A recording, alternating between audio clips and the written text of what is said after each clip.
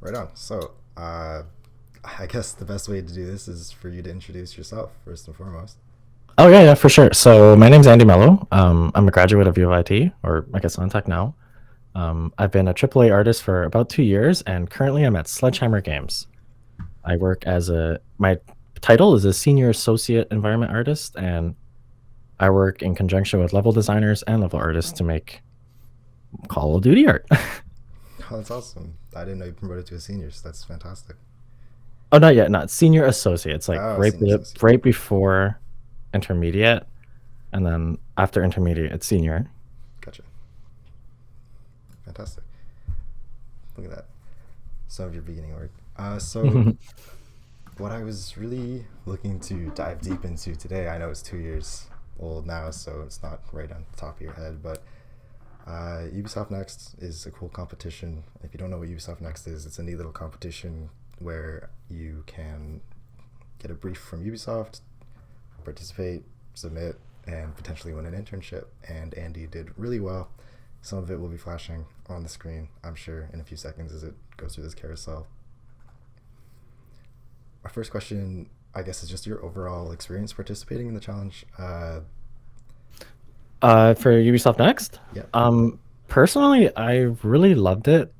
Um, so they give you like this brief with a lot of details, and they expect you to incorporate a lot of them, but they also expect for you to like put your own twist on things, which is like really imaginative. And I'm so glad that they do something like that because it's so interesting seeing how people interpret the brief and then incorporate that into 3D with their own little takes. yeah. So that was something you were kind enough to share your process document with me. So I read through it a few times.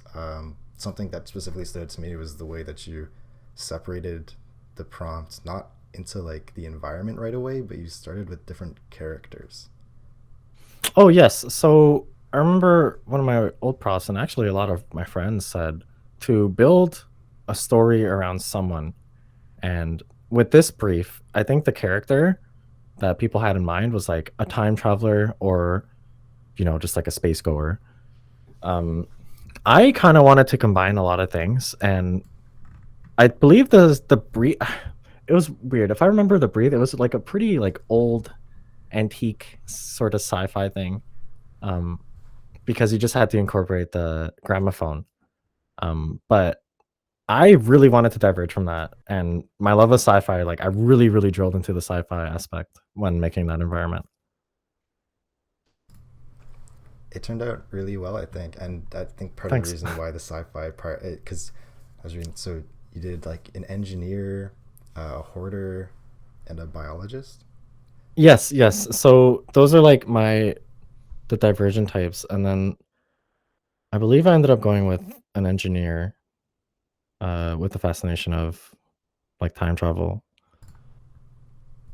You did, Um, yeah. but splitting your environment into like characters allows you to it sets the basis for how your assets are going to work and how you're going to set up your environment, right? If I chose a biologist, I'd probably incorporate things like terrariums and more greenery, right? Maybe some animals even if the brief allowed animals. Um so it kind of sets the mood. So I think starting with a character is like a very good basis. It's like I think when even just making assets, in general, you kind of want to make something that, like, for example, everyone can make, like, if you're a hard surface artist, you can make an AK-47, no problem. Um, but how do you like make that different, right? Like, how do you like look at an AK-47 and like think about the scratches and the decals and stuff? And you should be able to like look at that AK-47 and like paint a picture of who owns it. So I think that's where my character kind of decision making from the beginning came. Yeah, I think that's something I actually learned from you.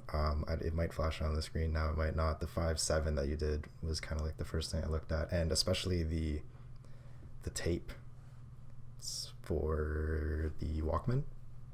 Yeah. The tape with the Walkman was honestly more of a hard surface practice with like intricacies. But with the actual tapes, they were my music taste. So, um, yeah, I guess you can kind of paint a picture from someone just even through their music, and Yeah, I mean, knowing that you love Man I Trust makes it just 10 times better. yeah, they're a good band. So with the next competition specifically, do you think that changes any of that for you? Like, is that the same process you approach all of your props with? Is there anything specific that you did to your workflow for next?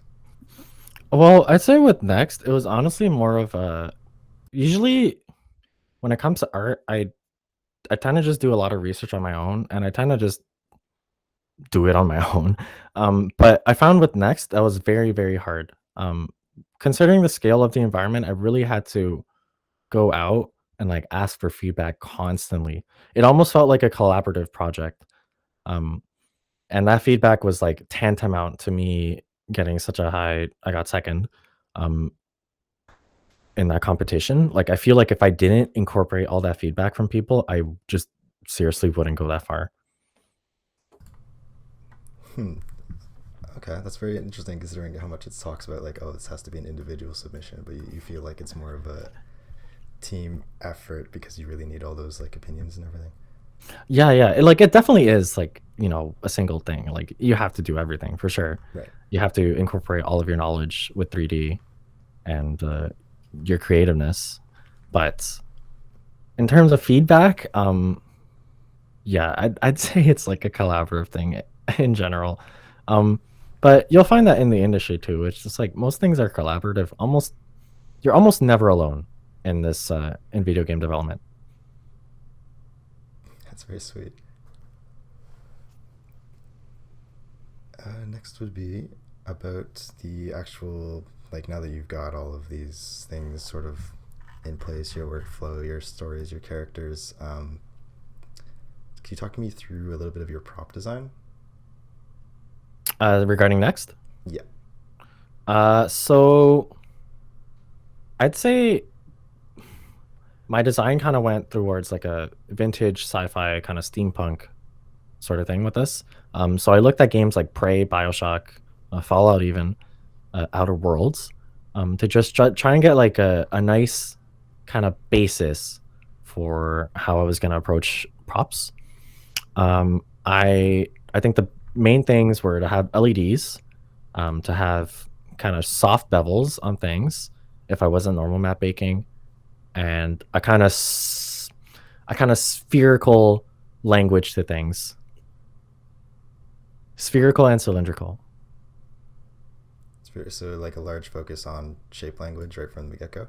Yes, Very good to know. You can absolutely. Yeah. definitely see the inspiration from, like, just looking at the Outer Worlds, the way they handle their LEDs and stuff. It Yeah, seems like very. LEDs are probably the most important thing when it comes to like a sci-fi environment and how you approach them. Right. And then here also in your document, you've got how you've actually gotten reference from, well, your kitchen and your bathroom. Yeah, that's a funny thing. I mean, not everyone thinks that way, but I think as an environment artist, and especially when you start working, you kind of like blend both work and life together. Um, so you might be stuck. We're like as artists, we're not as stuck as programmers. Like when a programmer is stuck, they're constantly thinking about how to solve it. Like they might go to the washroom and have a revelation there. But as an artist, I think we even subconsciously look everywhere for inspiration. So you might look at something in a subway that's like torn and worn, and see it as inspiration for how you're going to approach a grungy aspect of your next metro or something.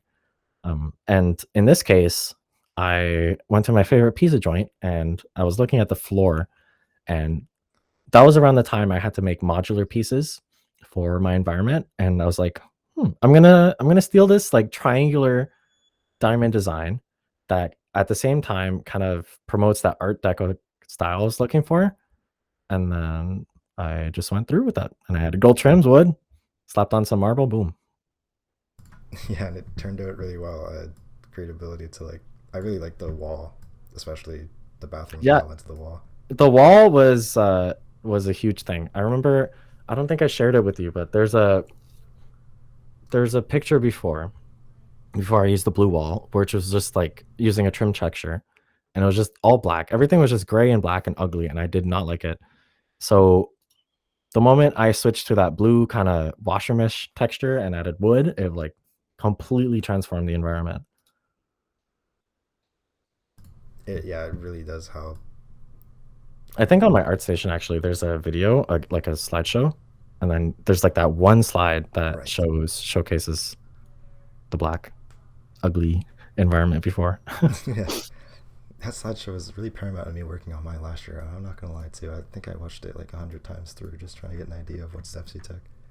It's weird. I don't know. Like, I can always give you advice and feedback, um, but like in terms of, it's just the next competition's honestly super hard. It's like you always have to be thinking, and you always have to be like looking for feedback and working. It was honestly really tough. It took me. The hardest thing is like getting your foot in there and like just starting, because it took me around. They usually give the brief around like November, right, or something, November, Yeah, December. somewhere around there. Yeah. I think I had the brief for like 2 months, and I was just sitting on it, like working on blockouts and like not even doing actual art, just like throwing stuff in Unreal and playing with lighting for 2 months and setting up a good background before I even started making art. The whole thing took like 4 or 5 months, Wow. and that's working like almost every day, at least a little bit. It really is a grueling process, huh? It is. It's pretty tough, but I think anyone with the motivation can do it. Absolutely, I think anyone can do anything as long as your head's in the right space. I think so too. I think that's just about everything about Ubisoft Next. Thanks so much. No, no, for sure, no problem. And since Ubisoft Next, I guess a good segue is: do you think like how do you feel it? Did it kickstart your career with Oh, Beanox? And absolutely, absolutely. I think people who are trying to get into the industry and like don't even succeed at next. I think it sets you in like the right pathway and mood to like continue and succeed. Before Sledgehammer, I was working at Beanox, and they when they hired me and I had to do their art test, they specifically said that my next piece was the one that kind of put me in the spotlight, and they sent me an email because of that. oh wow, So I think like it's a good portfolio piece no matter what. So there's no reason not to do it. They give you a brief, which is like so imaginative. You can just do so much with it, and if you do well on it, then you get good stuff. And if you do super well, you get an internship. So you get your foot in the door. There's like no reason not to do it, unless of course you're like neck deep in tasks. But yeah, that's another thing. I agree. Definitely trying to convince as many people as I can to do it as well. Oh, for sure. Speaking of that art test, though, how what about did you have to if it's not under NDR or just NDA? What exactly did you have to do? So with Activision, they change their art. They change their art test every once in a while, but at Beanox, it's not NDA anymore, at least for me. But they had me do a modular building, specifically the Rookery building. Their new one is NDA though, so I won't tell that. But oh, do I? I think I have pieces I could show you after. Um, Yeah, that'd be yeah, I cool. can definitely show you after what it's like. I can edit them into the video afterwards and put them on the screen or whatever. Okay, yeah, up to you, up to you. But yeah, that was it. It was very simple. They give you like a week to do it, and yeah, it's very simple. They just they emphasize being efficient, so using trim textures, 2K max, stuff like that. It wasn't. It was fun. Honestly, I had fun with it. It sounds. I mean, it sounds like another Ubisoft Next. Honestly, that's how I kind of thought of art tests. Not that I've done very many, but would you say it's kind of Eh, like that? Not really, because it's like there's a specific thing to do, and you have to do it this way, right? Mm. Like, but Ubisoft Next is very imaginative. Like, you can interpret it so many ways. I'd say that's the biggest thing. Also, with the Beanox art test and art tests in general, there's a smaller time frame. Right. I've done many art tests in the past, and usually they always range between 1 and 2 weeks. But Beanox's was the biggest one because it was a whole building, and usually other studios have you doing like an asset. Right. How long did they give you for the whole building? The full 2 weeks? Beanox was, yeah, they gave me 2 weeks, but I did it in one. Look at you go. Honestly, I thought it'd be a good thing to like showcase that I could do it faster. Oh, I for think sure.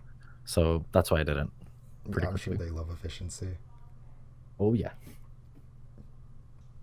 Speaking of efficiency, actually, over the years, I'm sure your workflow has just like changed and flipped and flopped, and now you're working at a studio, so your workflow isn't even yours anymore. And I'm kind of wondering, how that goes. Yeah. So it all depends on the studio. Before I had a routine where I did block out, you know, um, but I do. Oh my god, I almost said patchwork. I do like the actual 3D, and then I'd make a high poly. I'd start baking textures. I'd start rendering. That's like the general workflow. But once you get in the industry, you'll find that a lot of things are like separated.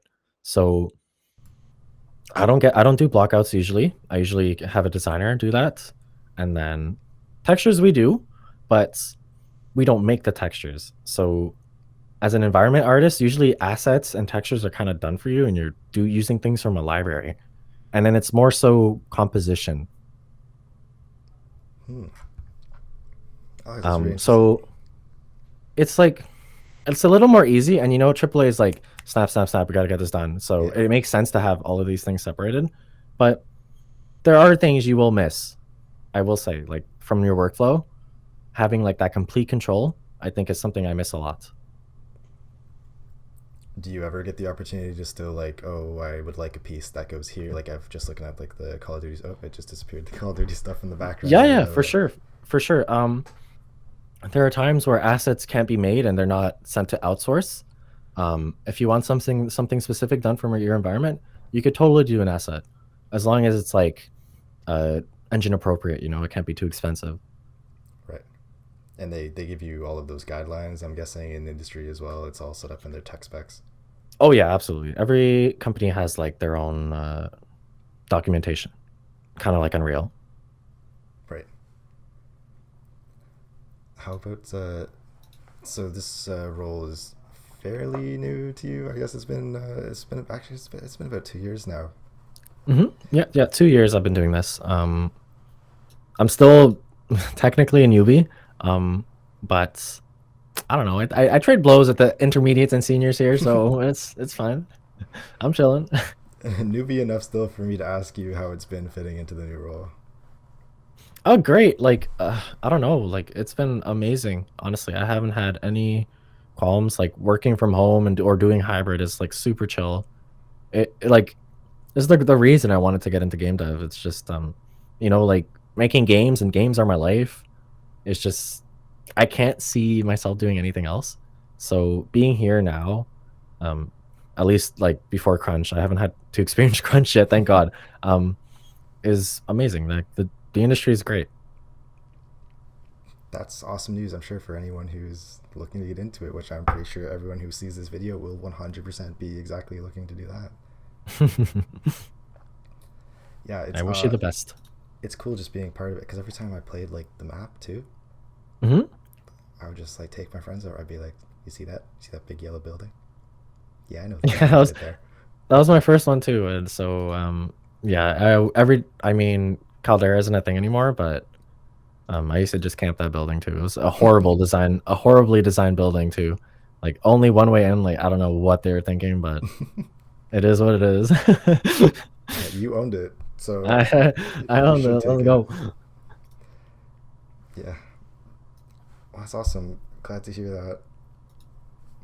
And to anyone who is playing Modern Warfare 2, we do have a lot of new exciting stuff coming.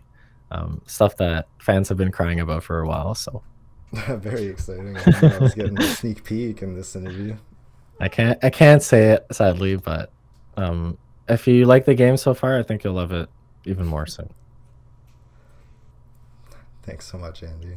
No worries, no worries. Thanks for having me. I guess are we done here? I Yeah, don't I know if mean you. I mean, if that's pretty much. I guess the last thing is just, do you have anything to say to any like the students who are gonna watch this?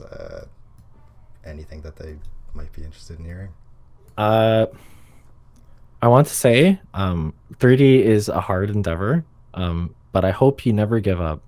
Just try your best to keep improving, and no matter how many art tests you fail, uh, just keep doing it, and eventually you'll get in. That's awesome. That has been Andy Mel, who is awesome, and you should follow him on ArtStation, see what he's up to. I'm sure there'll be more to see there soon. Yeah, yeah. Thanks so much, Marcus, and yeah, Cool. Take care. yeah. Take care.